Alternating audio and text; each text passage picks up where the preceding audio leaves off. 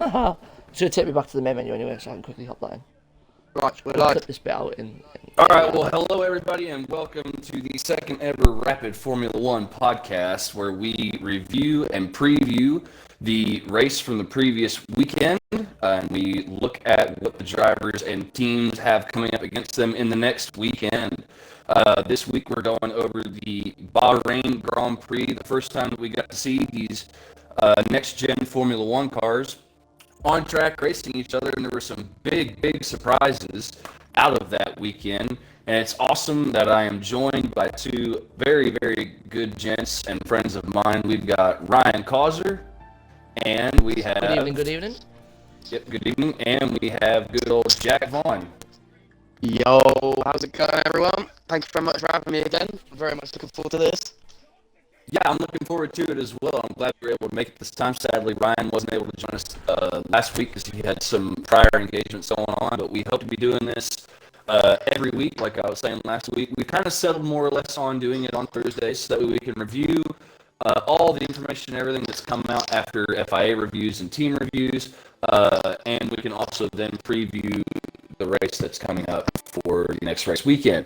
But like I said, this episode we're going to be talking about the Bahrain Grand Prix for the most part of it, and I gotta say, guys, I think that was probably one of the better Grand Prix I've watched in the past 10 years. I can't lie.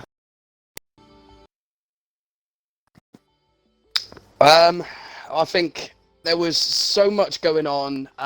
The grid was topsy-turvy. McLaren obviously swapping around with Haas. Haas absolutely stonking it, and just the out-and-out right pace of the Ferrari was just unbelievable. I really enjoyed it. I can only imagine that Lewis was sat there. I'm sure there was a question that he asked Leclerc when they did the interviews afterwards. He said, how did you pit and still come out ahead of him, or something like that. But I'm sure there was also the occasion where Lewis probably went to Charles' sidebar somewhere and said, how the hell did you overtake him without him hitting you? I saw that meme on Facebook. That was a good one. Well, Ryan, what did you think about the race? For the first time we see the new cars actually out there going into battle with each other. What'd you take away from it? I mean, I watched it with my grandparents. My grandparents watch it quite a lot. And then I also watched it in a chat with friends. And they were at first, it was like, is the DRS actually going to be that powerful now that cars can follow so well? So I'd actually said to my friend, I said, well, look, DRS isn't going to be that strong. It doesn't look that strong. And then that battle between Max and Leclerc kicked off. And the DRS was just so powerful. I was like, well, that's just shut me up. I may as well just shut up. No point even injecting anything. It was good to see that, that Haas put all the work in from last year. And they really did, show that they've come on leaps and bounds. They're the team that had put all their eggs in the basket, and it's paid off, which is good. But obviously, I hope the Mercedes-powered teams can bring up some developments coming up over the next few weeks and bring us a very good championship fight over the next few weeks. Yeah, and it does seem to be the Mercedes power teams that are really struggling right now. And I'm firmly in the belief that it's not an engine issue whatsoever. It's just all of them trying to package as tightly as they possibly could around that Mercedes engine is what's throwing them off. But we'll go ahead and we'll look at the qualifying results for the top five. You had Leclerc on pole, Verstappen in second, Sainz and Perez lining up on the second row, and then you had Hamilton rounding out the top five. And my big takeaway from that was that Hamilton himself, not even counting George Russell, but Hamilton himself in that Mercedes car was nowhere near the Ferraris or the Red Bulls. Yeah, just to add on to that, I think you could see, and I mean, everyone, and I think I can speak for everyone here when we said that we definitely thought they were sandbagging. They did it last year, turned up to Bahrain and have some absolute incredible pace. So I think everyone kind of expected that, but the most humbling part, I think, from my point of view, was when Hamilton crossed the line and he realised he got third. He celebrated it and cheered down the radio to his team and Bono like he just won the opening race. I think that shows that Mercedes really aren't where they want to be this season, but it is nice to see them being happy with third place still and fourth place. I think it was very humbling from them.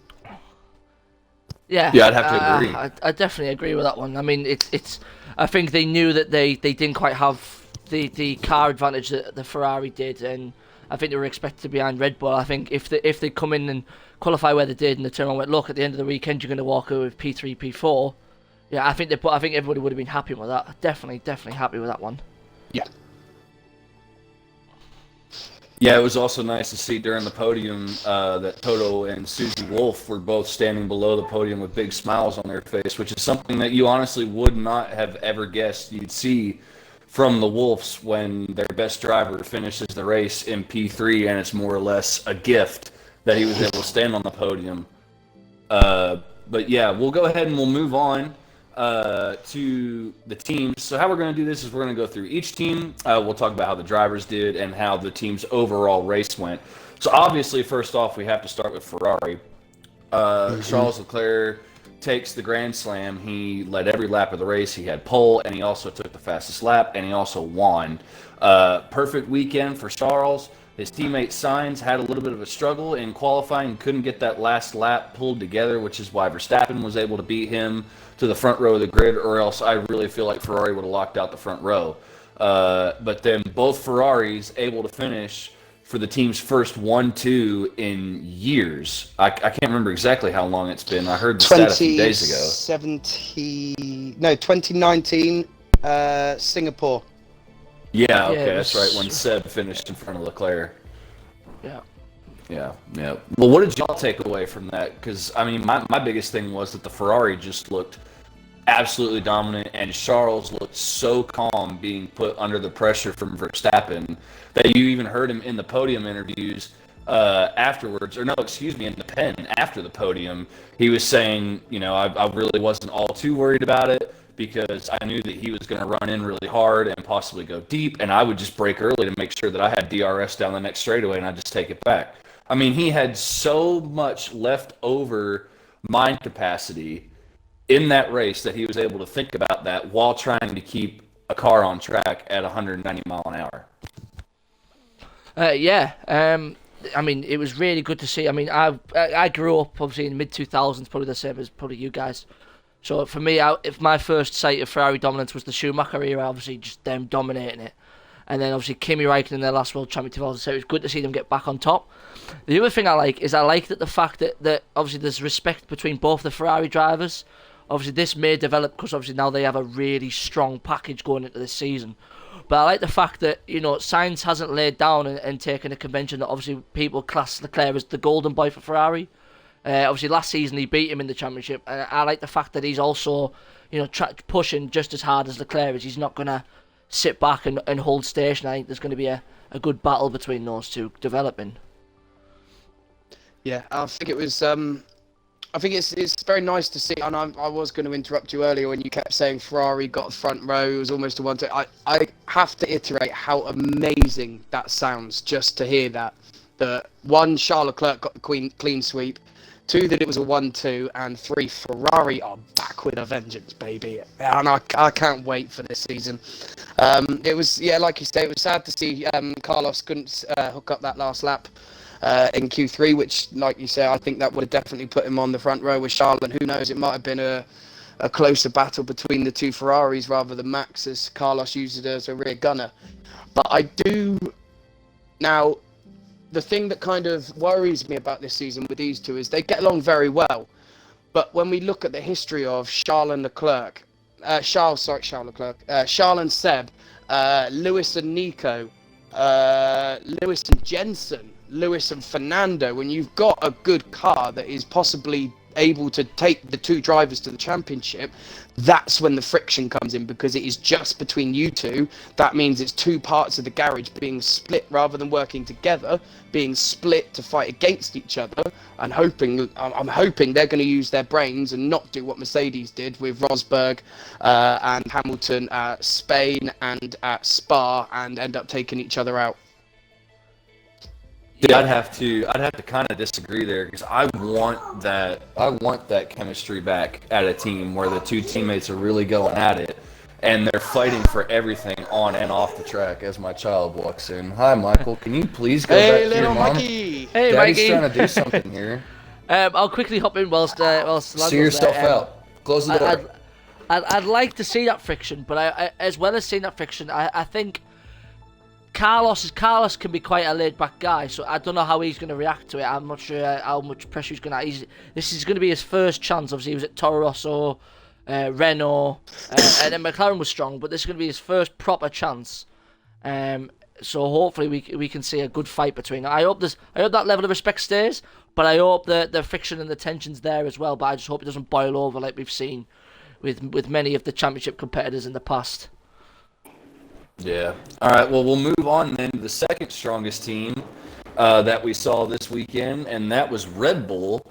I'm just going to have to go ahead and say this first, guys. If you remember, and for everybody that tuned in and watched last week when we were talking about Red Bull, Jack said that he was really, really impressed by Red Bull and that he thought that they would do really well.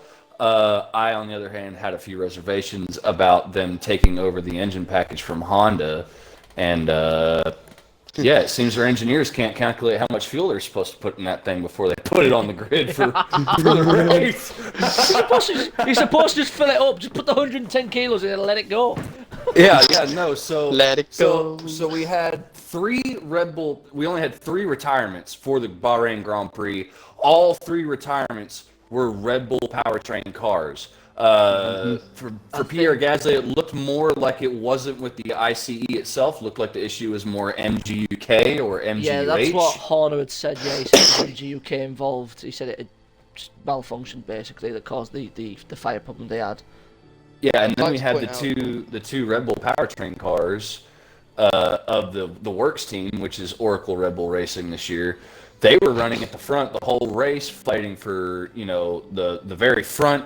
During quali, you had Verstappen putting Leclerc under massive amounts of pressure. It was, and just like what you had said earlier, that we didn't think DRS was going to be as prominent. And during that race, the only car that I really was paying attention to and thought was super prominent under DRS was the Red Bull in the hands of Max Verstappen. Because there was at one point, I know all of us were in a party together while we were watching the race. I had said, okay, that's it. Leclerc's got it. He's got 0.8 of a second on him coming out of the final corner on the front straightaway. And Max passed him into turn 1. They were even at the braking zone. It was amazing at how much overspeed the Red Bull had compared to the Ferrari. But in the end, the engineers can't calculate the right amount of fuel to put in that thing. So what is y'all's biggest takeaway?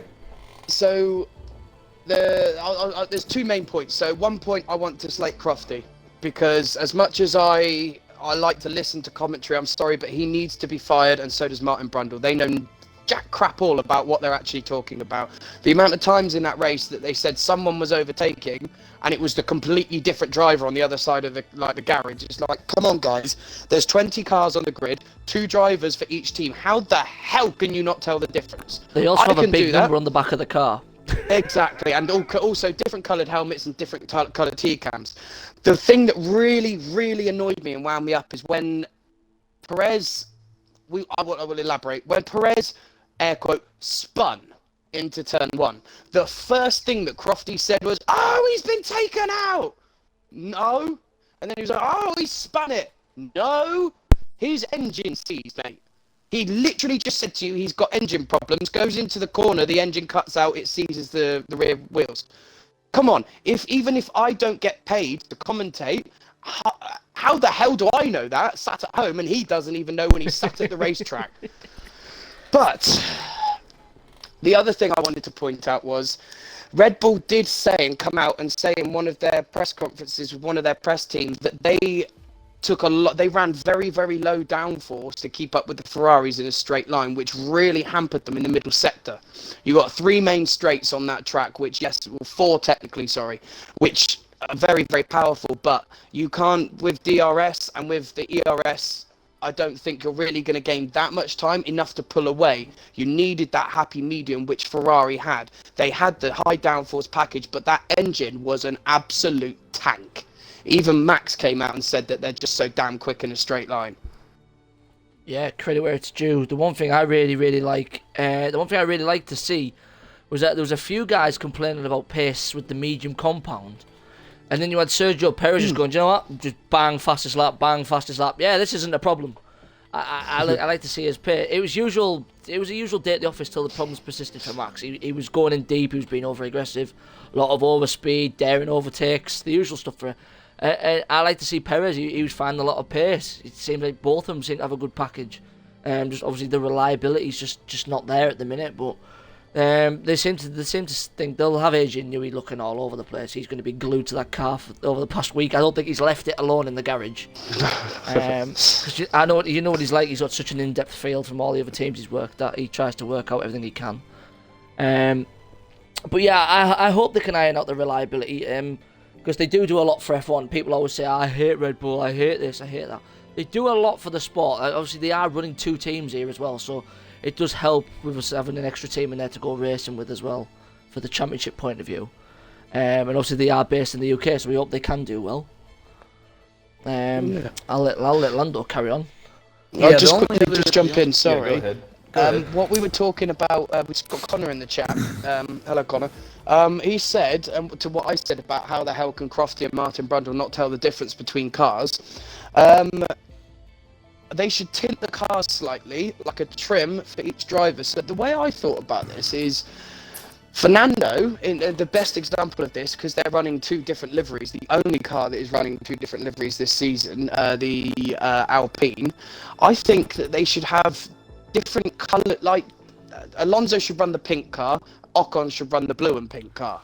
That way you can always tell the difference. Lewis Hamilton should run a black Mercedes because he is a very, very high advocate for Black Lives Matter, and I think he probably would have wanted to keep the black livery on the car this season. We can all admit I think it looked sexy as hell for the last 2 years. Red Bull, I don't know what you could do with that, but I like the idea of having 2 different liveries for each driver, maybe like what you used to do back in the not Super Aguri, sorry, the BAR Honda days. Takuma Sato had a completely different livery with Japanese sponsors on compared to Jenson Button's British car with British sponsors on. Yeah, I'll quickly hop in. Obviously, I know BAR also famously did it. They released for '99 a blue BAR sponsored livery and then a white and black one. And what they actually did is they actually tried to use them in the first race. It is actually a violation of FIA regulations that teams run 2 different liveries. The cars have to be exactly the same. Obviously, that's what Connor's just said. Yeah, sponsorship can vary. So obviously, I think you saw when Sainz was at McLaren, he had Estrella, the Spanish beer logo, on his halo. I think Lando had some. Yeah, there's variation in sponsorship, but the actual car's livery could be the same. What I think they could do is maybe where the number area is, that obviously they could incorporate. They could wrap the flag over there, so you can see see the flag on each car. So you can see who's. The only problem is it would conflict when you've got someone like Mercedes, where you've got Lewis and George, would both run Union Jacks, so to speak. But yeah, there could be a way of looking at it. I would say that the FIA, if we're really going to get into that, I would say that the FIA should look into making it to where, like, we could do something where, let's say, like, the front wings and fences are a different color for each car, and the halo's a different color, and the rear wing and fences are a different color for either driver on the team. That way, the majority, I would say 95% of the paint of the livery on the vehicle stays the same. You just have those subtle changes, kind of like what they have in like V8 supercars. Some of their cars are identical depending on what team they're on. The only differences are they have different colored mirrors, and their rear wing on top of the trunk is a different color compared to the teammate. Like the F2 cars.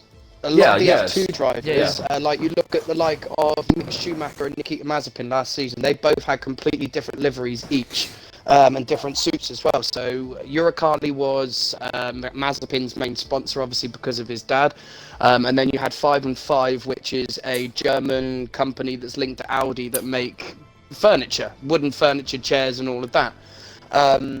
Rip off IKEA. So That is it IKEA? No, that's Swedish. Yeah, I just said No, rip he off said IKEA. rip off Yeah. IKEA. Basically, yeah. It's the one place you can't go into without walking down that damn aisle in the middle and coming out with 3 lawnmowers, a strimmer, and a pop-up tent when you only went in for a glass, like a pint of milk.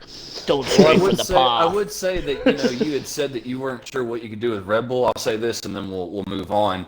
The one thing, if you wanted to, and they were allowed to run different color schemes on the livery, like keep the same livery but have a bit of a different color scheme, I would say let Max Verstappen run the one he has now, and chuck Sergio Perez into a chrome one with a bull on it. Don't go back to that ugly Clever idea, silver yeah. that they did for the 2005-2006 era when they just first started. They wanted to look like their can. I wouldn't go with that, but I would go with a full-on chrome, like how the McLaren looked from the early 20-teens, and go something down that route. That would be a sexy car to see running around. A bull on top of chrome, I think that would be sexy. Because don't forget, Toro Rosso, before they became AlphaTauri, the last livery they ran had a chrome bull on that beautiful purple color that they ran, and that was the sexiest car on the grid that year, bar none. The cars are very, very nice. But Lando is going to move us on through to the third best performing team.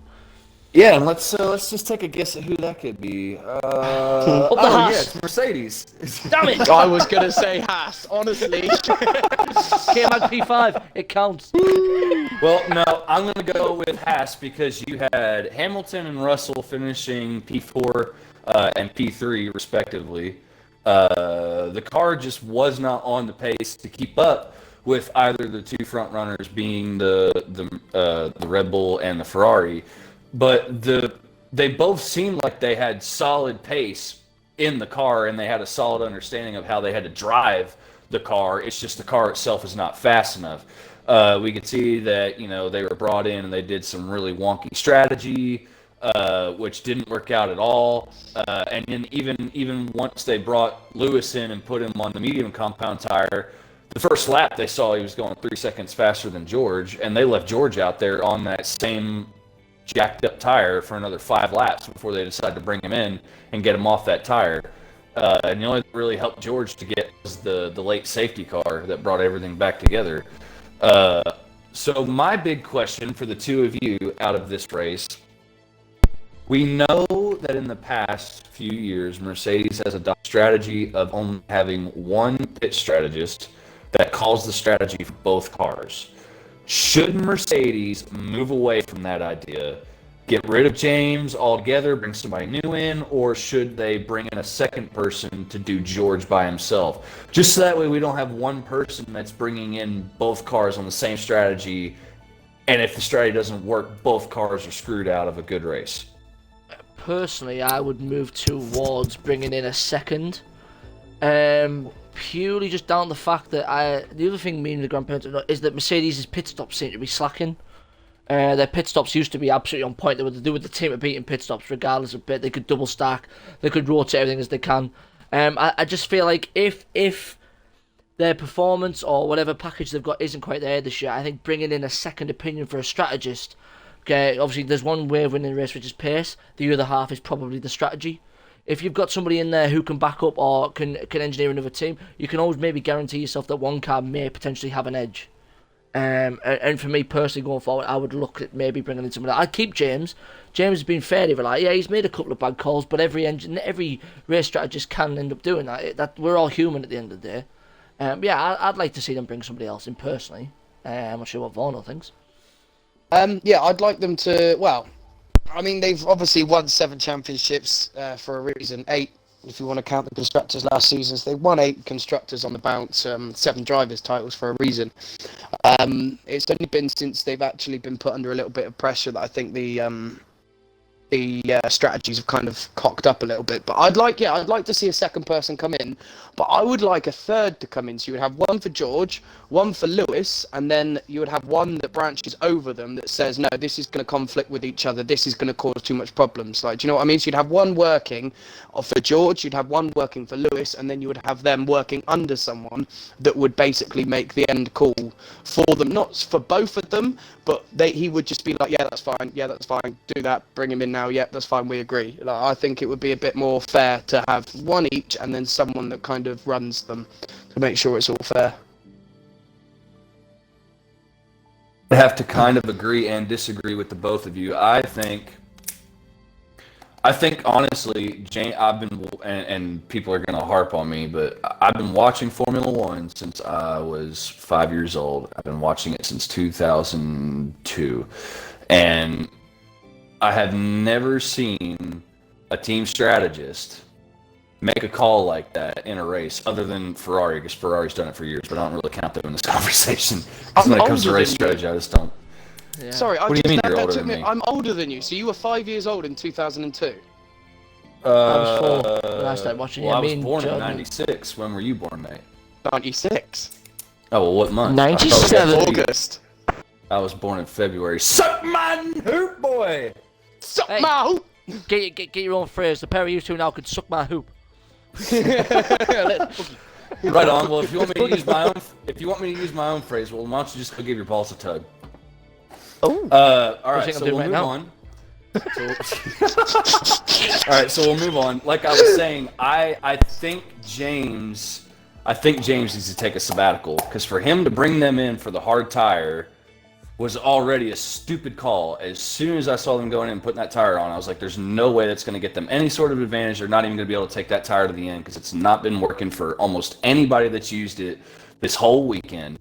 And then for him to bring Lewis in and see that he's going 3 seconds a lap faster than George, but leave George out for 5 laps for basically no reason, it was just kind of the final nail in the coffin for me, that James is a strategist that's only good when the car is far superior. Because we saw last year when he was under pressure having to make calls last second, he was not really there half the time. He'd make a weird strategy call. Lewis would tell him that it wasn't going to work, and then he'd say, come do it anyway, and Lewis would basically show him the finger from the cockpit as he's going down the front straightaway and come in like 5 laps later. So yeah, I think that James probably needs to move on. As far as Mercedes goes, I would say that they look pretty decent. You know, they've been dominant over the past how many years. I'm not like all these other people that are on this, hype train one way or the other way that Mercedes is going to come back still this year and be completely dominant. I'm also not on the hype train that Mercedes is just going to be trash this year. I think that Mercedes is going to, invest, and they have so many engineers that they're going to come back stronger. Even this weekend at Jeddah, I think that they'll look stronger. But I feel like it'll take them till about midway in the season before they can really, really start moving the car further up the grid.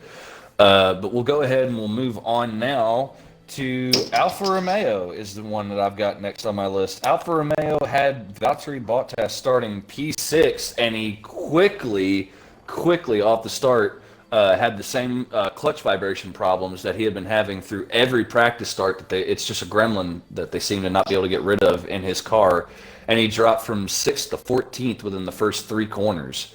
I'll just quickly inject there, sorry, but I do obviously have the clutch problems as well, but if you look back on the history of last season as well, Bottas was notorious for shocking first laps and shocking starts, along with Max as well. He could never get the car hooked up off the line. Even if he could get it hooked up on the secondary, by the time he's done the first stage, he's dropped 4 places by then already, and he just got swamped. But sorry, I'll let you carry on. Well, no, the only other thing that I was going to say was that they were able to bring it back, and Bottas was able to finish in 6th, whereas his brand new teammate never raced in Formula 1 before. This was his first race. It was his debut. He was able to come home in 10th and score his first team points. And my big thing to take away from Alfa Romeo this weekend was that car looked good. Both drivers looked like they had plenty of confidence in it. And you even saw at the end that Bottas just looked happy as he got out of the car. Whereas all the time when he got out of Mercedes, you would see this kind of like sleek look on his face. Because let's admit, it's really hard to go up against a 7-time world champion like Lewis Hamilton. There's already that asterisk over the second driver's name in that team. And then the other thing was Zhou Guanyu. Yes, that is the way that you correctly say his name. We will not be doing it the westernized way. Guanyu Zhou. Zhou Guanyu got out of the car, I think he made it back to his garage before it looked like he was crying in the helmet, and the team were consoling him and congratulating him because he was so ecstatic that he scored points on his debut, even though it was only 1 point. Yeah, the thing I'll say regarding that is, obviously with Mazepin, over the past we've had Maldonado. There's a lot of drivers that come in, and obviously you start. No, I'd a lot like of to point drivers out that come in. Maldonado did win the Spanish Grand Prix He did. 2016. 12. 12. 12. There's a lot of Luke. drivers that come in, and the tag is thrown in pay driver straight with pay, and obviously Guan Yu Zhou is bringing in a heavy amount of Chinese, but. If you saw some of the onboards during the race, Did and you the just say qualifying, Chang? Sorry, Zhou Guan Yu. Sorry, ignore me. I did it the wrong way because I literally just said it. But he showed the indications that he's not just a pay driver. He's not just there for the money. He's got good pace, and it's rightly so. He was 15th on the grid. He got a point, and he drove his ass off to put himself into that point place. And yeah, albeit I'm quite sad because it took the point from Mick, but. Credit where it's due. He drove a fantastic debut Grand Prix. Yeah, I mean, obviously looking at Bottas where he was last season, and looking where Alfa Romeo was. Obviously, we knew Gio was doing bits in that car into Q3 a few times inside the top 10, on at least 3 or 4 occasions as well. We knew the car's got the pace and got the promise to do it. It's just whether you've got the driver in it. I think obviously Bottas bringing heaps and heaps of knowledge from Mercedes, back-to-back championships for the last 4 years. He's been there for 5 years, I think, almost. He was there 5 years, actually, I think. Sorry, so back-to-back 5-year championships. He's been in the championship battle other than last season, every single race. So I think he's definitely going to bring heaps and heaps of depth and knowledge to the team. Zhou Guan Yu, I mean... I am very, very sceptical about him because if you look back 12 months back when we were at Bahrain last season, Tsunoda scored a point in his first race. He did. Then look what happened with him at the rest of the season. He was dog shit. The other thing So I will also say I'm not is going to that- hold my breath. Sorry, I'm not going to hold my breath with Zhou because I feel like Bahrain is a very easy track. Let's be honest. There's not many places you can... I struggle as well, but that's only because of Cody's logistics. But in real life, the cars... Don't lie, it's really only hard because to you're drive. shite, mate. I'm dog shite, not just shite. Don't insult shite. But I feel like that. I mean, it would be nice to see a rookie come in and do really, really well. But how many times have we ever actually seen that? The only person that I've ever seen come in and do bits as a rookie was George Russell and Hamilton. He was chucked straight into a good car. Sorry, but you do have to have the talent as well to be able to drive the car because... He was against a double world champion and a reigning world champion when he came into that seat as well, though. He was indeed. Pressure was on straight, but he'd been groomed for that role, to be fair. I will concede that one. Put your questions in the chat. Yeah, we definitely will. If you're in the chat, tell us what you think about any of your... Who do you think was your standout team and 2 drivers? Standout team and 2 separate drivers from that team. Chuck in the chat. And we'll see what everyone thinks. Yeah, and be sure that you're paying attention as we go along because later, before we get to the Jeddah preview here in about 10-15 minutes or so, we are going to open up for a little discussion with the chat. So if you have questions, go ahead and flood the chat once I say, hey, go ahead, we're going to do question time now, and we'll answer those questions for you. But we'll go ahead and move on because I really didn't have much else to say about Alfa Romeo. We'll move on to Alpine, where my biggest takeaway was Ocon looks faster than Fernando. Ocon is faster than you. He does. And I would have to say, Ocon did have that contact that spun Mick Schumacher around in turn 5 and 6 complex on the first lap. He took a 5-second penalty. Alonso allows Ocon through, but Ocon couldn't really get away from Fernando. But then when he pitted, he had to serve that 5-second time penalty. Fernando went back in front of him. And Ocon ran him down and drove right past him again. So the Alpines finished 7th and 9th. With Ocon finishing 7th and Alonso in 9th. But my big thing for them is that their car looks planted, but come on, we can't continue to keep this up that they're, air quotes, small team. They're the freaking Renault Works team. They have all the Works money and Works backing behind them, and They have the whole of France behind them. Yeah, and they still cannot create a car, even for new regs that they've had 3 years to work on, that can run toward the front, or at least be at the front of the midfield. I find it hilarious. Now that I'm in Germany, I can finally see a Renault car dealership. I drive past them and I'm like, there's nothing in there that shouts fast and racing to me. That shouts soccer mom. I think it might be the fact that they own Dacia and they put a Dacia Sandero engine in the back of there. It's absolutely shocking. Oh, the fact that they don't have Flavio Briatore rigging it for him. Oh, sorry, did I say that out loud? Sorry. Hey, look, you quit taking the piss at me. Oh, I still can't believe they did that. It's, looking back on it, the way that that was done was absolutely unbelievable. But yeah, not really much from myself to take off from Alpine. It was a bog standard race for them. They didn't do bits. Yeah, they didn't do bits. They did not do bits. So I think it is the best of what they could have hoped for without them kind of aspiring to be up inside the top 3 teams, which realistically, as of 2006, you've never seen Renault back up there again. And you never will. I'd have to agree. I don't really think that we ever will either, unless they have like a massive overhaul of that team, which they've apparently already done, but it has not made any sort of leaps and bounds. Ryan, did you have anything to add about Alpine before we move on? Not a lot. They're a team. I mean, I grew obviously another team we grew up watching. I mean, obviously when me and yourself started watching early 2000s, I'm not sure about Vorno, but like 2002, 2003, they were the team on the rise. Hit the 2000s, and they were like really strong. Then in the 2012, like when they came out as Lotus Renault, they were really strong. Now it just seems like they're just dropping into the midfield. And they're just one of their background teams. I don't know. I want to see something from them because it adds an extra. It's an extra side to the dice for the championship. But it just seems like they've overhauled. It just seems like they've run out of ideas. It's just every week just that'll do. That'll do. Oh yeah, we scored 8 points this weekend. That'll do. It's just a background team for me. There's nothing I can really. It's just that attitude of that'll do. Well, it is what it is. Attitude. Yeah. Well, see, and what's terrible is that the team has that. But we all know how hard Fernando has been pushing that, the only reason he came back was for these new regulations. And the first time he gets out there, his teammate beats him the whole race with a 5 second pit penalty to serve as well. And he still drives back through and beats him under green. Ocon didn't take that place back from him after the restart. He took it back before any of the shutdown yellows at the end of the race at like lap 54 or 56 took place.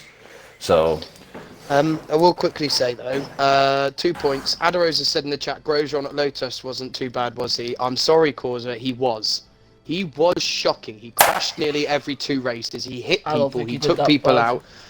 He was really bad at Lotus. He was the Verstappen of that time. Everyone always complained about him.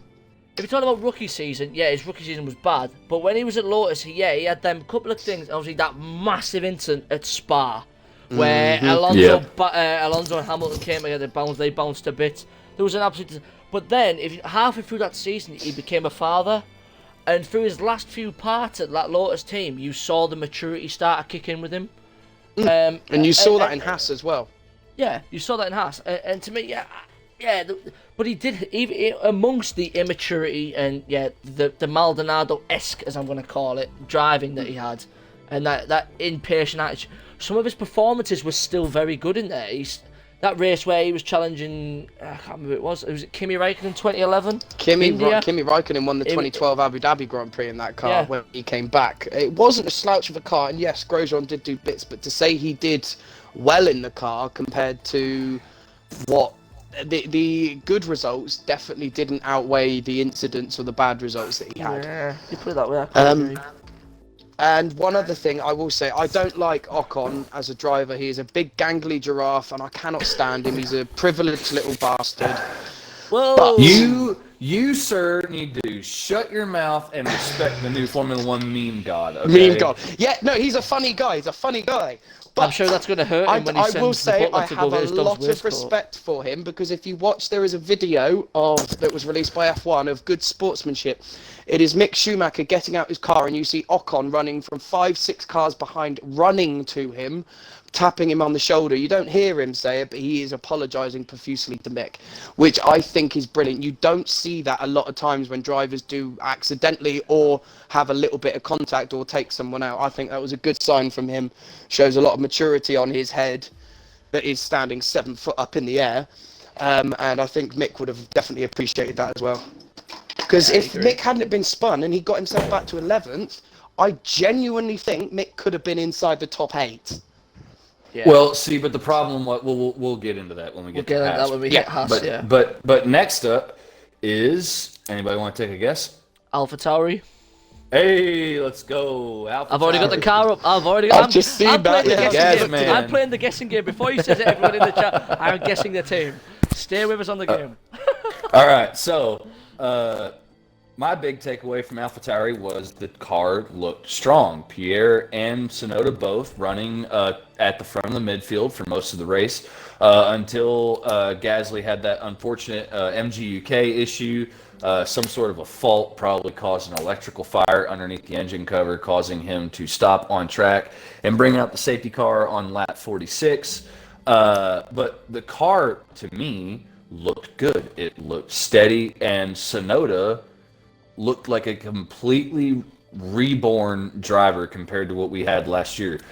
We know that last year Franz Tost made him move from his home to, he was in Milton Keynes, wasn't he? And then he moved over to Italy. Yeah, he moved to Italy under Franz Tost's watchful eye. He was put on a new daily regimen of food and exercise and training.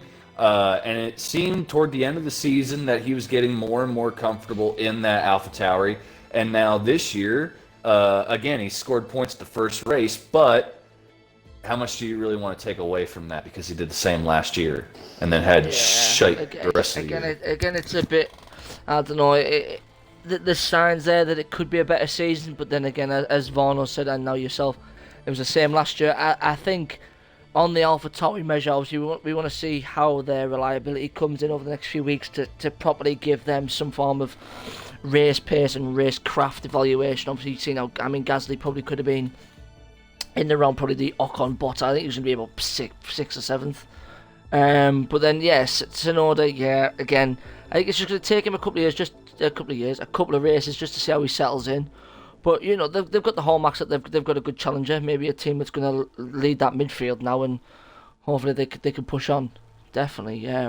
But again, it's just one of them, they were there, but they weren't there kind of thing. They've got the signs to run with it this season, but whether they do or not is just one of them where we have to see what happens, personally.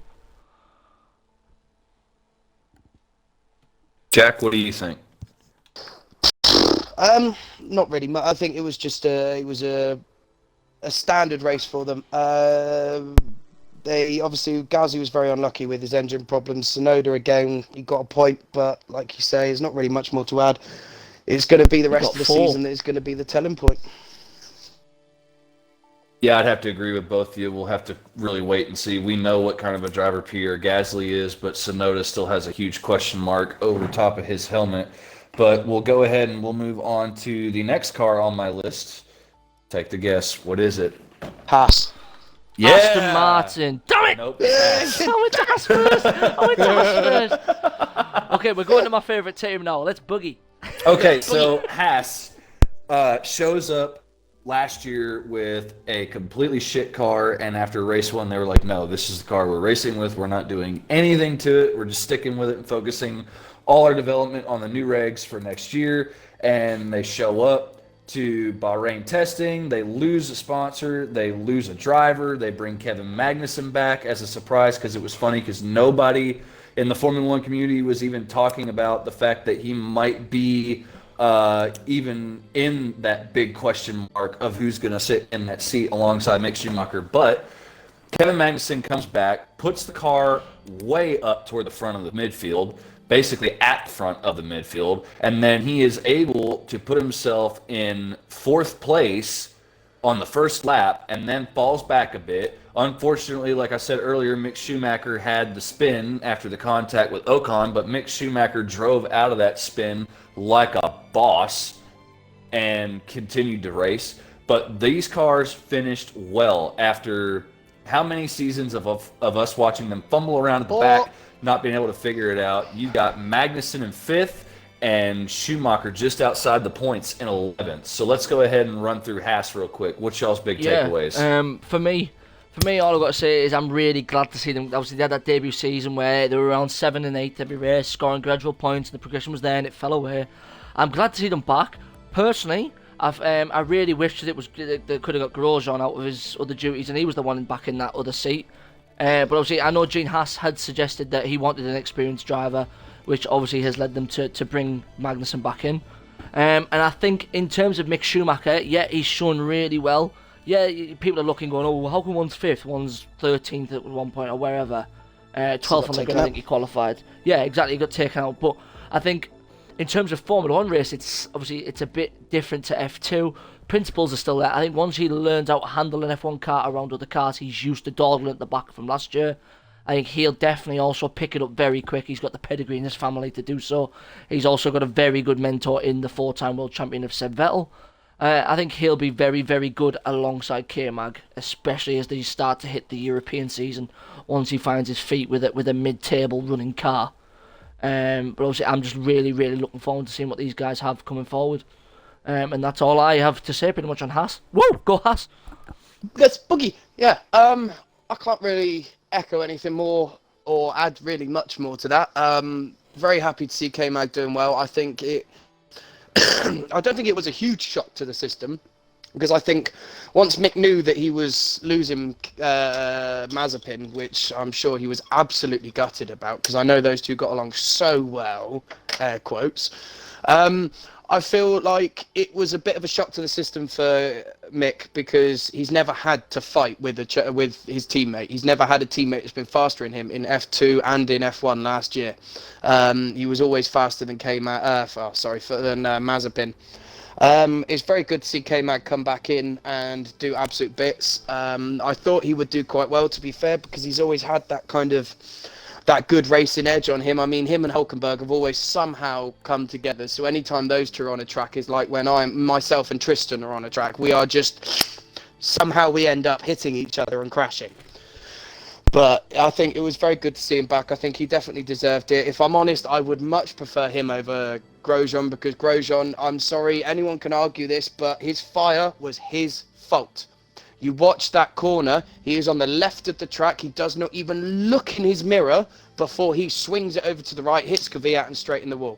That wouldn't happen if you were a better and more mature and intelligent driver. That is just my point. I've always had that with Grosjean. He's just never matured fully enough to be responsible for a car and do well in it. That's just my opinion. That's all I've got really to add to Haas. Yeah, I'd have to echo that opinion about Grosjean.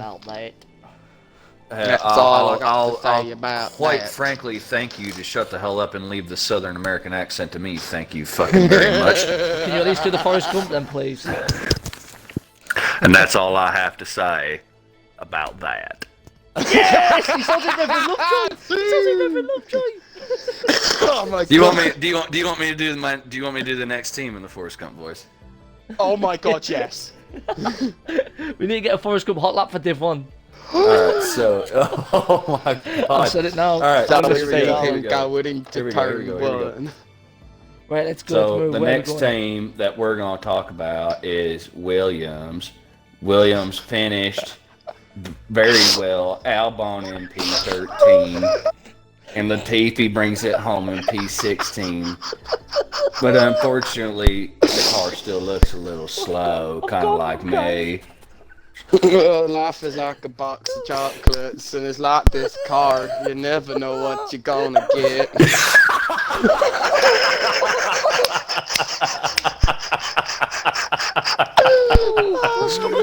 Oh, that was perfect. All right, So Williams brings a car out this season that doesn't look anywhere near as terrible as they did in previous seasons. They're under new management. They have a new guy at the helm for the team, the famous German rally car designer and rally car Jos Capito. god, Jos Capito. So we look here and see that Albon finishes P13 and Latifi finishes 16th. Albon looks like he definitely has the upper hand on the incumbent driver of Latifi. Latifi just did not seem like he could keep up with Albon through any session throughout the weekend. I really have no notes on the other page for Williams because the car just didn't stand out to me. It was just kind of there. They weren't really good. They also weren't really bad. But the car just... It didn't stick out to me the whole weekend as a good or bad car. It just seemed like it was a car that was there, that two drivers were in, and they were going to finish somewhere outside the points. So Albon comes back. That's the big one that I want to talk about because nobody really cares about the Canadian Latifi. Albon comes back. He gets in the car. Immediately, first session out, he's faster than his teammate. What do we expect from Albon after seeing him fail at Red Bull and then Red Bull yanks him out of their program completely, puts him into DTM, and we see all these other F2 drivers thrash him in DTM for a whole year and a half, and now he's back in a Formula One car. So what do we really expect from Albon and Williams this year? I said this before, and I said this since he was even at Toro Rosso. To me, I just don't think he's Formula One pedigree. I really don't. It seems to me every time he has a purple patch and it ends, there's always some form of excuse. There's always some form of aura that there's somebody else to blame with him. It's never his fault, or it's never, it's never it was natural bad luck. I just had a bad race. It's it was such and such. I was raced too hard. I was wiped. Yeah, sometimes he's such a sore loser. Yeah, it's just to me, he frustrates me, and I don't like him. I'm sorry, I don't like him. I really don't like him. He's gone into DTM. He was given a chance there. He got slapped about up there. He's come in here. Yeah, he's faster than Latifi, but that's nothing to be proud about. Latifi's pretty much on his last legs. The team's got money now. There's no pedigree on his sponsorship money that he's bringing in. If he doesn't step up this game, he's gone. And I very much think that Albon at the end of the season will be gone as well. I think the pair of them will be gone, and I don't think you'll see him back. And that's my prediction. And if I'm wrong at the end of the season, you can all tell me to shut up. I've got nothing else to say. Shut up. All I have to say about that. If you're wrong at the end of the season, we'll go ahead and just have a podcast for the season review. And when we get to Williams, we'll just invite everybody from Rapid Racing to come in here and laugh their dicks off at you. How's that sound? Yeah. That's great. As long as I can play with awesome. pure hilarity. Can I play with my dick as they laugh their dicks off? No, you may not. Okay. No, you're not. Okay. So my takeaway from Williams, it's going to be very quick and brief because very much like Albon's first F1 career, very quick and brief. I think he got brought in because out of the best option and out of the best sponsorship, bearing in mind he is racing under a Thai flag due to the fact that there has only ever been one Thai F1 driver before. So you've got a whole country of people that will want to sponsor you to get their name out there because they have no other way of getting themselves out there. Alex Young was the driver. Was he singer from Singapore? This was years and years ago, like in the early 1990s or 1980s, I think, something like that. Obviously, Alex out. I remember from my dad is actually, and my little brother both do karting. My dad does European superkarts. My little brother did the British Championships. As my dad and I as I was growing up with my dad racing, used to get the karting magazines, and every single copy there was at least a 2-page spread on Alex Albon and how well he was doing in karting, because it is a completely different style of racing. He didn't really do very much in Formula 2, if anything, to be honest. I think I think Williams is a paid driver lineup, purely on the fact that Albon doesn't have raw talent like the rest of the drivers, like Lando, George, people like that. He has just got the money behind him. Latifi, the less said about him, the better. He has just got daddy's money, very, very much like another driver that we will go on to very soon. He's just got a lot of money behind him, which to a team like Williams, where they need the sponsorship, they need the money, they're more concerned about the money coming in than they are actually the results on the track, because they need to keep themselves afloat and keep themselves going. I feel like they've taken a step back with their driver lineup this year. I think they needed to find someone of Russell's age and Russell's, air quotes, caliber to replace him as he went off to Mercedes. Not put air quotes around that man's name. I swear to God, I will get on a plane right now. I said air quotes to George's caliber, as in, like... Not a friggin' chance. Yeah. Alex Young was Malaysian. Yeah, he was. I put that in the chat. I did work it out. Oh, yeah. I googled it. The other F1 driver is Bira Bongzeng Buandej, who drove from 1950 to 54. That was it. It was a little bit earlier. But yeah, that's all I've really got to say about Williams. To be honest, I feel like they are just trying to keep themselves afloat at the moment with the new regulation changes coming in. Obviously, there's a lot of... they've had a full takeover. I hate to say it, but I do believe Claire Williams ran that team into the ground. Yeah, fully agree. She is not of any fault of her own, but she doesn't have the pedigree of some of these other CEOs or team like managers of teams. You look at I would have to disagree. I would have to disagree and say that she has the pedigree. She did not have the management skills. When they showed up to, 2019, they showed up and didn't have a car for an entire day because it was still at the factory being put together. That's mismanagement, and that falls directly at her doorstep by not making sure that all the department heads are together and working on it. It is her. I don't care what anybody says. There was one guy that was the car designer that they fired, though, wasn't it? They got rid of him. I can't remember what his name was. Made him a fall guy. The buck stops with her. It always stops with the team captain, or in this case, the team manager, team principal, whatever you want to call them. It stops at that door. It goes no further. So for a team to show up and be as good as Williams was in 2014 and 2015, she takes over and runs it into the dirt and decides, you know what, Daddy's dead. I'll go ahead and just sell his company because I'm so shite at it. I mean, R.I.P. to Ryan Cause has left the chat. Ryan Cause has left the chat. Goodbye. Ryan Cause has checked out. I mean, I hate to say this. Obviously, I absolutely loved what Sir Frank did throughout his years of Formula One. The way he managed to take just a family-run business to so many world championships, so many race and constructors titles. I think he did an absolute bit for it. I think he would have been rolling in his grave, and I think the only reason why Claire stepped down is because she realised that her father's legacy was going to be gone. Williams would not be a Formula One team as of this year if she did not step down, I believe. But I think I believe that was part of Doralton Capital's thing, was if we're going to buy this team, you're going to get shown the door, and there's no ifs, ands, or buts about it. I think that was part of it, if I remember reading an article correctly. But anyway, we'll move away from Williams, and we'll move on to the second worst team, Aston Martin. So Aston Martin shows up with a car with the Mercedes power unit in the back with an aero package that looks terrible. The car does not correlate to anything in their wind tunnel as far as I'm concerned from team statements that we've heard. And then on top of that, no driver that's in it looks comfortable. But on a high note, the super sub of Nico Hulkenberg came in to race the Bahrain Grand Prix because... Nico Hulkenberg comes in. Nico Hulkenberg comes in to race because Seb Vettel is unable to do so because he's been diagnosed with COVID-19.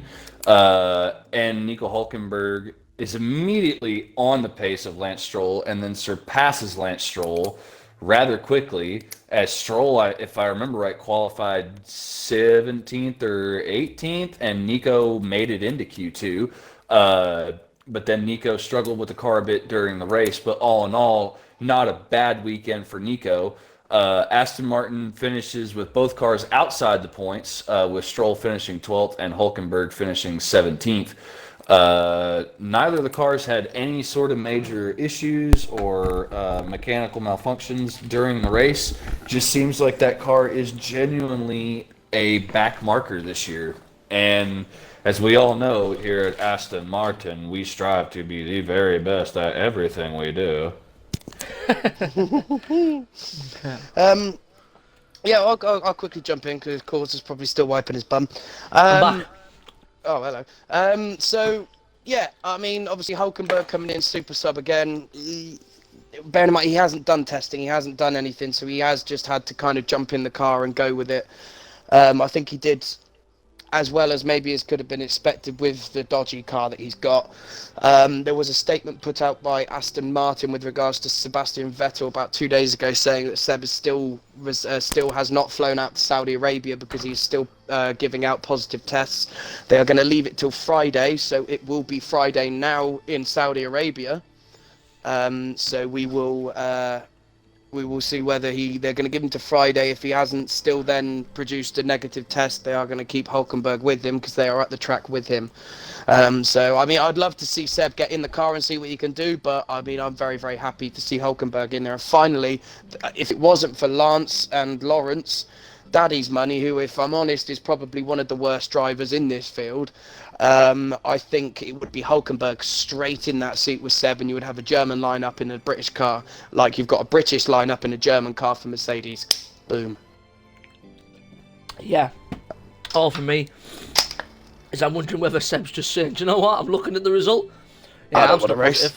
I'm still positive. He's sitting there like, I'll keep giving out positive tests. That car looks like shit. I'm not in a hurry to get back. I'll come back after the summer break when you've done the developments.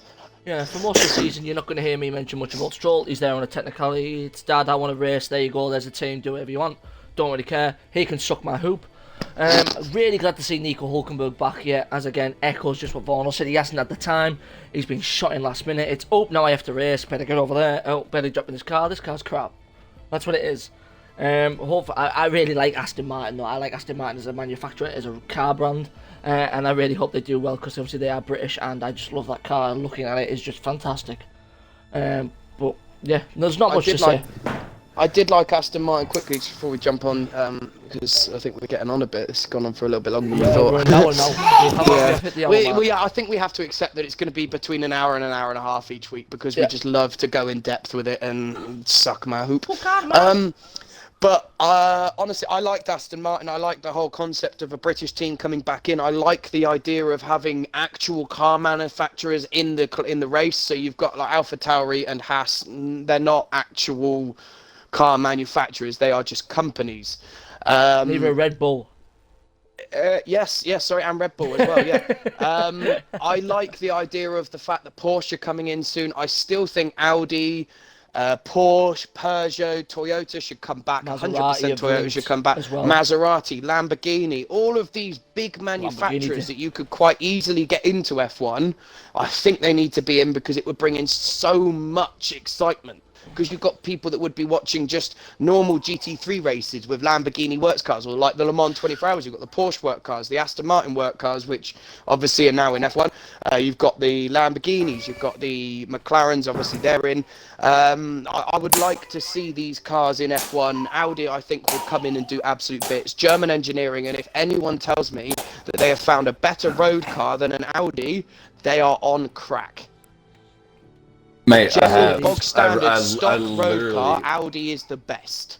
Mercedes, sorry, you said Mercedes. Mate, no, I'm sorry, both of you are wrong. I've outran both of those in my American-made muscle car. Like, both yeah, of course you you're can going get down to. Your and get my balls American muscle tight. car is an SVT Dodge Charger. Like, get out of here, okay? I literally drug an Audi R8 down the damn road to my house the other day. Audi crap because they don't have a V8. every manufacturer that doesn't put a V8 in their car is crap. Shouldn't exist. Anyway, moving on. So we got McLaren last, and I put them down here because they were last. This hurts me. Yeah. So we've got Ricciardo finishing in front of Norris. Both cars running in the back the majority of the race. Norris a lap down before lap 30 even begins. It's okay, that car was great during Barcelona testing when it was cooler. As soon as they came to Bahrain, started running the car for the Bahrain test sessions, they immediately had an issue on the front axle with brake temperatures.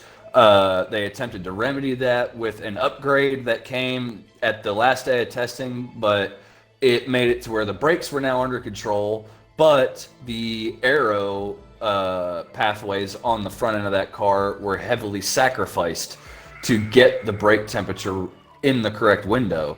So at the race, we saw the same thing where the car had 1 lap pace and that was it. It couldn't do anything after that, even half lap pace, because they were both struggling with front end grip throughout every corner.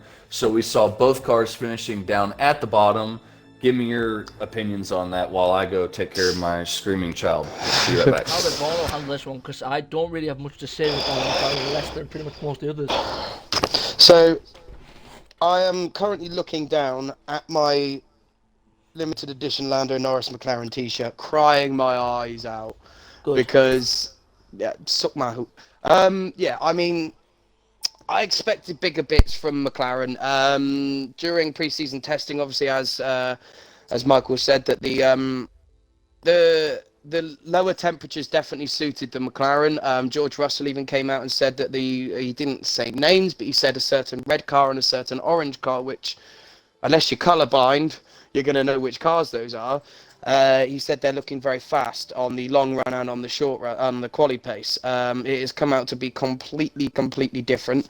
There's a meme going around of Lando Norris's face, where he looks very unhappy. There's also, on the other side of this picture, there is him looking very happy, saying last year when he signed an extra deal to go to 2025, all happy.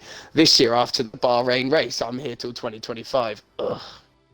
So it's gutting to see them down there. I'm very happy to see Danny Rick do better than Lando. But I think I listened to the radio telemetry from Lando's car just before he boxed. He was told to stay out for an extra few laps. He then boxed. They were told that he was going to box because and they would only lose 1 position to Latifi. He came out, he lost 3 positions and was also behind his teammate. I feel like McLaren completely screwed the car up, completely screwed the strategy up. We know that the drivers have definitely got the form, so I think Zach Brown's definitely going to be cracking that whip and trying to get back up to the glory days as such over the last few years, where they've been getting like 1-2 at Monza and so on. That's all I've got to say. Ryan, what about yourself? I really hope, the only thing I can really say is I like to laugh at these two. I'd just like to have a laugh at their expense, obviously. But then again, McLaren, one of the all-time greats. They put a lot of work in to get themselves out of that Honda power unit disaster they had.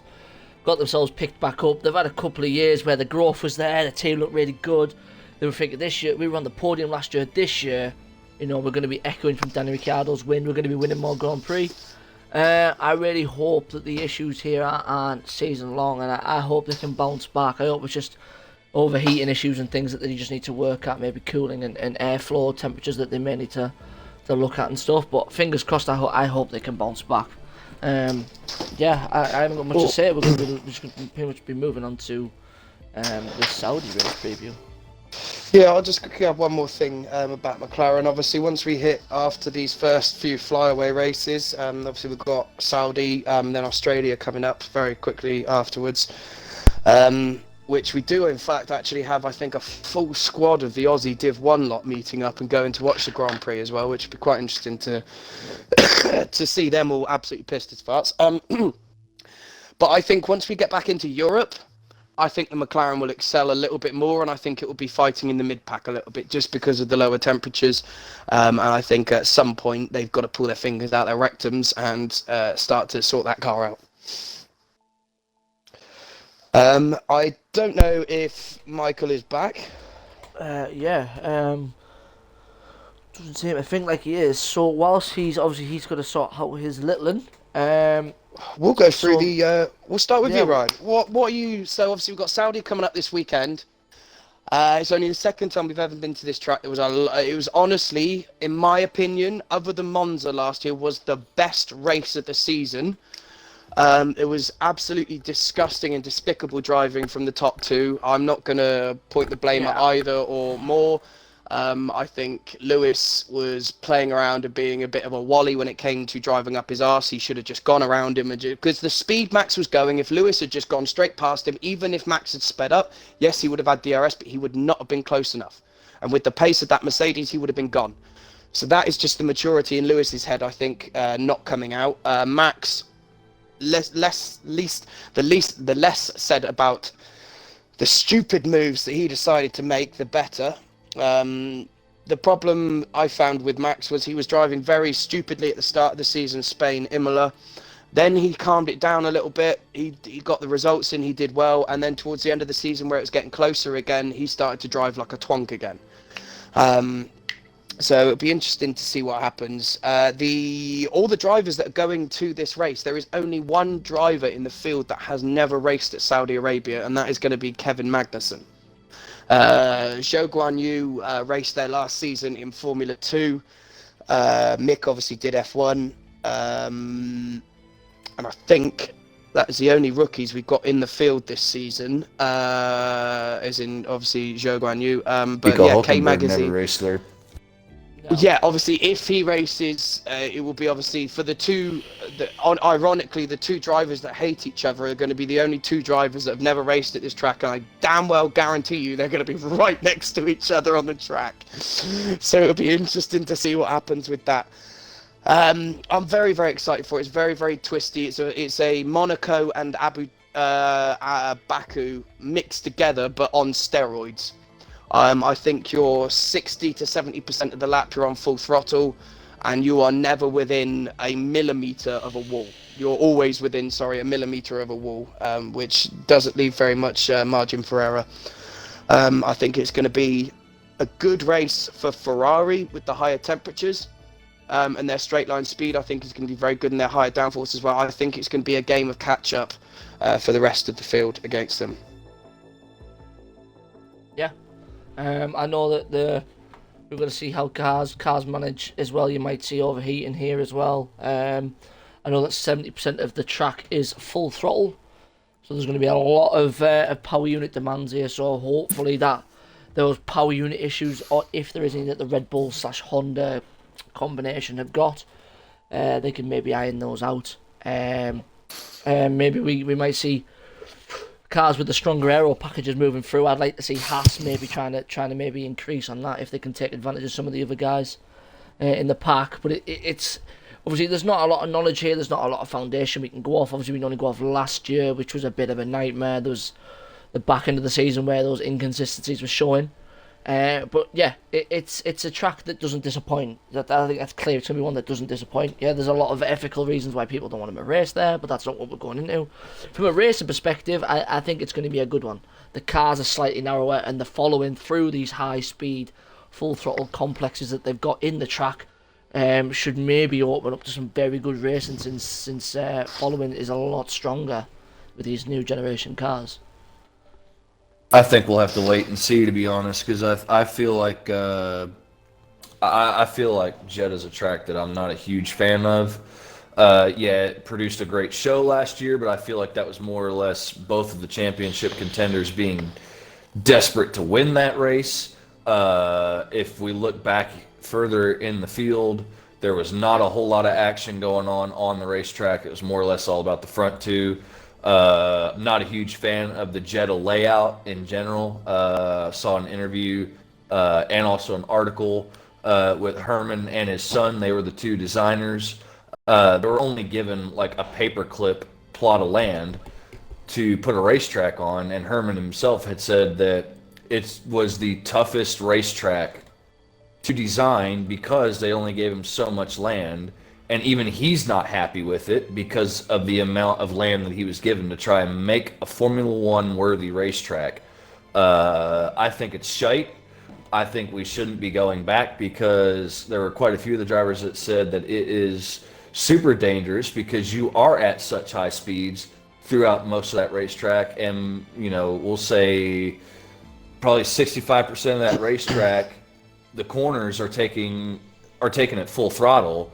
And we saw last year Mick Schumacher just turning into the corner. He didn't do anything wrong. Car just stepped out and it went right into a wall. There was no time for him to slow down the car or anything whatsoever. A heavy impact. I think it's terrible. This year, I think the racing itself might be a little bit better because the cars are able to follow a little bit more. But I don't see Jeddah being like an amazing race. I will make a prediction though, and I will say that we'll see another Ferrari 1-2 with a Red Bull in third. The other thing that I think I should say is McLaren has had some engineers kind of like tongue-in-cheek kind of let it slip out that they think that the car's problems from Bahrain will not be as bad in Jeddah because there's not as many heavy braking zones and it's a little cooler there, whereas in Bahrain the temperatures are usually really, really high. So they've also talked about a different front brake duct going on the car to try to make it work a little bit better with their aero package. So we could see McLaren move up a little ways. I'm not going to come out and say that they're going to be way up there, fighting for a podium, but I think we might see McLaren move up some. I've got to say, I feel really bad for Lando Norris having just signed that 4-year extension on his contract. I feel really bad for the kid going from having an amazing car that he could fight for podiums basically every other week to now having a car that, he's lucky if he's not a lap down before a safety car comes out. So I'm going to head and just say to everybody that's watching in the stream that if you have any questions or anything like that, go ahead and put it in the chat now. We're going to start wrapping up here because we don't have a whole lot of time left. We've got just maybe quickly, 8 minutes before Div 2 kick off. We've got 28 minutes. Oh yeah, fine. if you want to start. It's not till 1:45, yeah. Right, I can confirm, released 5 minutes ago, Max Verstappen reveals that Red Bull are still looking into complicated issues that caused double retirement in Bahrain. Yay! So I don't think Red Bull have actually got that sorted out. I think that's mainly, I think they've bitten off more they can chew, trying to build their own engines, to be honest.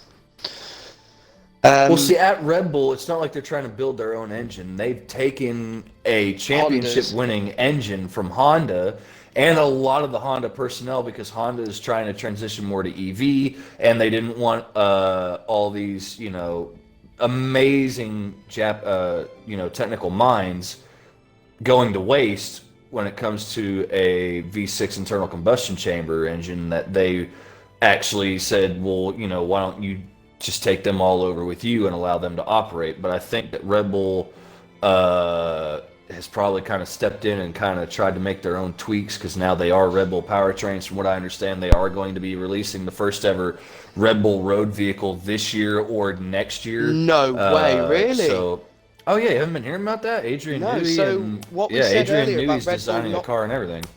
So what we said earlier about Red Bull not being an official car manufacturer until next year, that will actually be true. But then you'll only have 3 cars, Williams, Haas and AlphaTauri, that aren't actually an actual car manufacturer. They are just a racing team. Well, yeah, and I'm not gonna lie. What I would really like to see is an American manufacturer come in. We had the days of the Stuart Ford. And the Ford guys came in and completely freaking ruined it. There was another Stuart one was on as its well. way up, but I would love to see like Marussia, wasn't that a USA one as well? Well, it was kind of like US Ferrari based, Power but Unit, didn't they? Yeah, they did. Yeah. Because Jules Bianchi was signed as the Ferrari development driver at the time. I would really like to R.I.P. see. I would really like to see an American team come in 2026 when the new engine regulations come in. I'd love to see like Chevrolet or Dodge. Andretti or wants in, doesn't he? I think he'll come in and do bits. He'll bring in, if you've got one, because Haas, no one really cares about Haas because they've come in, not really done much. They've had all these quarrels with Rich Energy, all of this. Gene Haas seems like a bit of a knob as well. You get someone in like Mario Andretti with a huge racing pedigree and a huge reputation in the racing industry.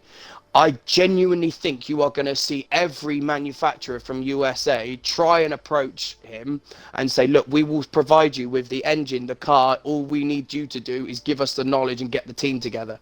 I think it's a matter of time before you see an American like Ford like Dodge, like you say, all of these, like Chevrolet, all of these cars, I think they will end up coming into F1.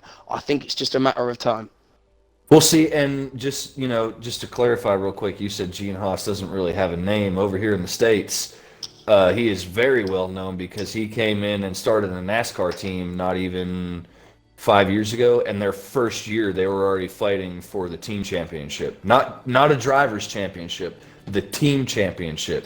He Right, is now, very I'm good gonna with say coming something, in and getting the please. right people in the right place. I've worked on Haas's machines as well as CNC machines. Really? I've worked on them, yeah.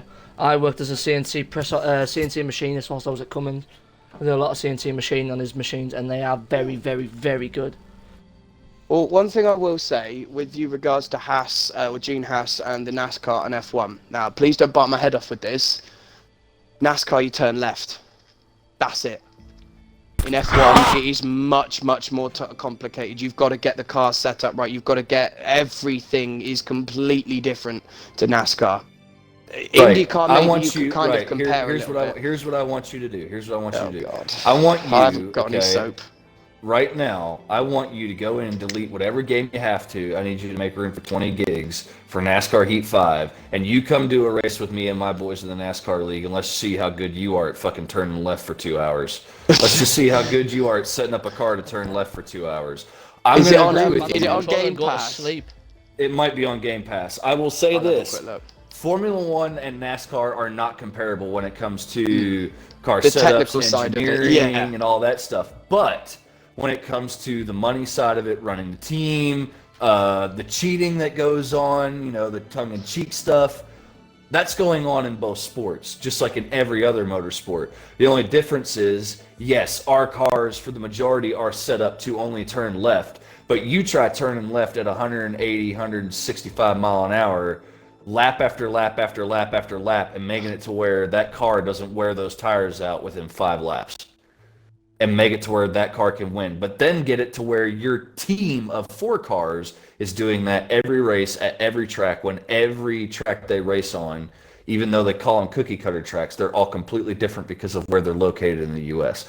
I would say that Gene Haas, this year, he's doing what he needs to do. He had said before in previous years that he was cutting the team off. They need to find people because he was not wanting to shell out the money because there was no way that they would be able to compete with the front runners. But he knew coming into this season with the cost caps and everything, he would be able to. That's why he's turned the flow of money back on. That's why they're not worried about Eurocali being gone at all. So I would say that Gene Haas, this is his year to shine as a team owner.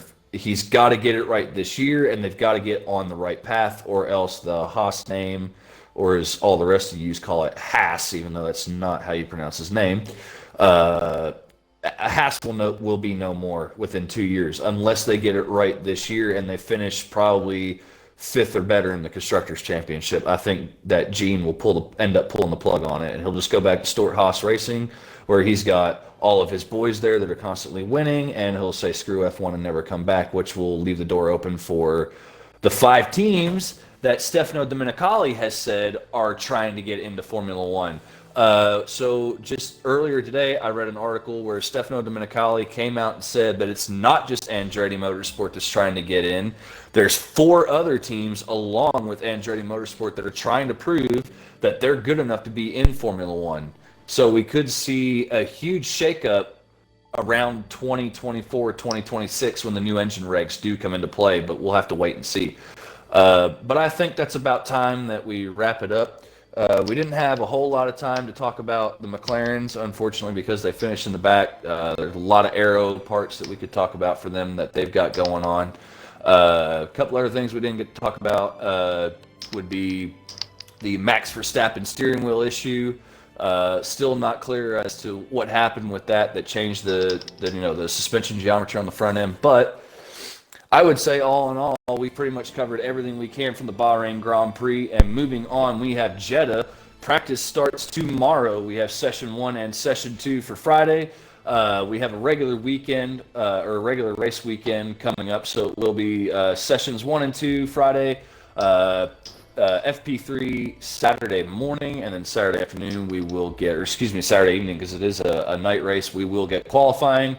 And Sunday, the race will kick off, and we will get to see if anybody has brought anything to make their car any better.